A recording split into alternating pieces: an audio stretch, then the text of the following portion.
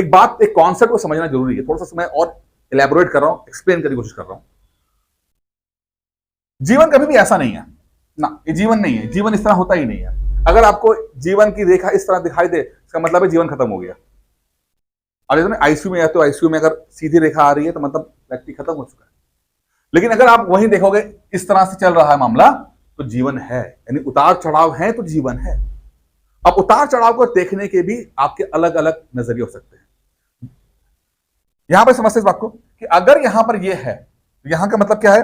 इसका मतलब है कि यहां पर जो है ये ऐसा वक्त है जहां पर आप जीवन से, प्रकृति से गेन कर रहे हो, गेन ले रहे हो। यानी प्रकृति आपको दे रही है, सूरज आपको रोशनी दे रहा है, हवा आपको हवा दे रही है, मतलब वातावरण दे रहा है, लोग आपको प्यार दे रहे हैं, सफलताएं मिल रही है, पैसा कमा रहे हो, हर चीज गेन कर रहे हो, आप करते हो गेन। रोज ही हम कुछ ना कुछ करते रहते हैं गेन, ठीक है। तो अगर नॉर्मल चीजों को हटा भी दें तो भी एक जीवन में ऐसा वक्त आता है जब आप बहुत कुछ गेन करते हो, बस आ रहा होता है आपके चारों तरफ। आपके जीवन में प्यार आ रहा होता है, इमोशंस अच्छे आ रहे होते हैं, रिस्पेक्ट आ रही होती है, बहुत कुछ आ रहा होता है आपके जीवन में, ठीक है।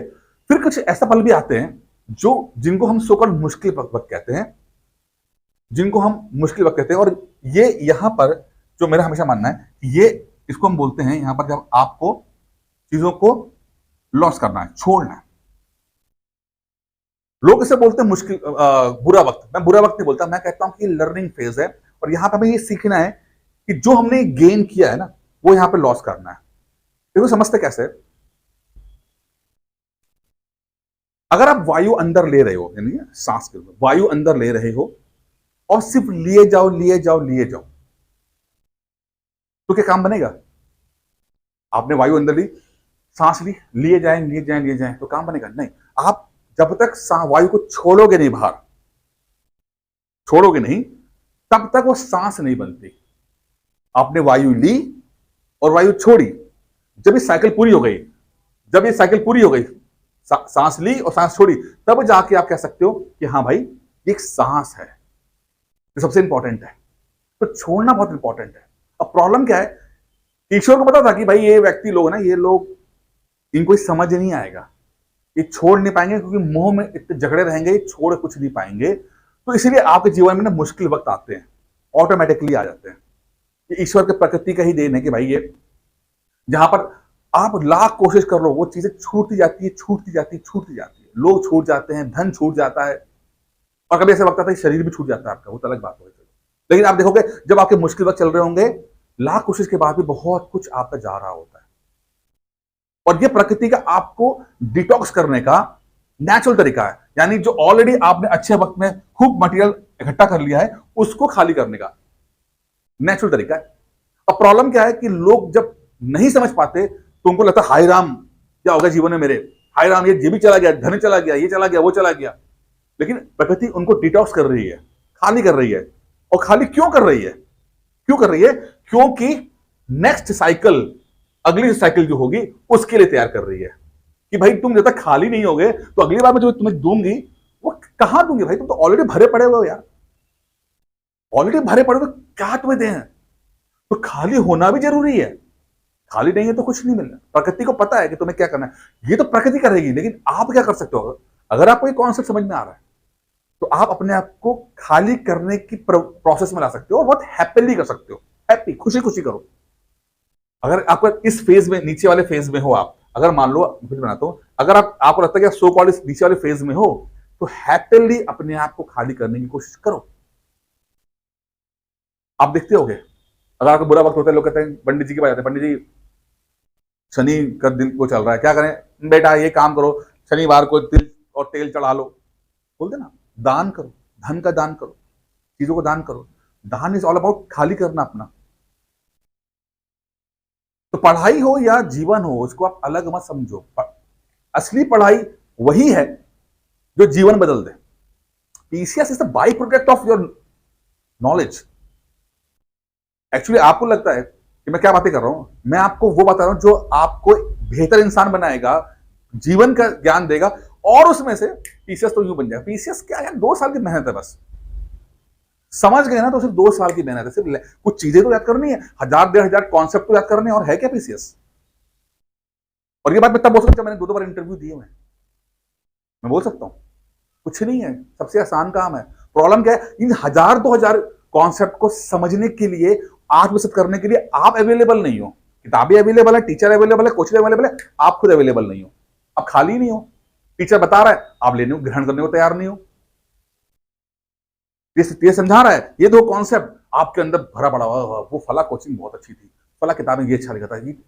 आप बेस्ट से बेस्ट कोचिंग पढ़ लो, बेस्ट से बेस्ट टीचर से पढ़ लो, बेस्ट से बेस्ट किताब पढ़ लो, आप जब पढ़ रहे होगे, आपका शरीर उसके सामने होगा, दिमाग कहीं और चल रहा होगा, क्योंकि आप खाली नहीं हो ना, भरे पड़े हो। अब वो टीचर क्या कर लेगा आपका यार वो।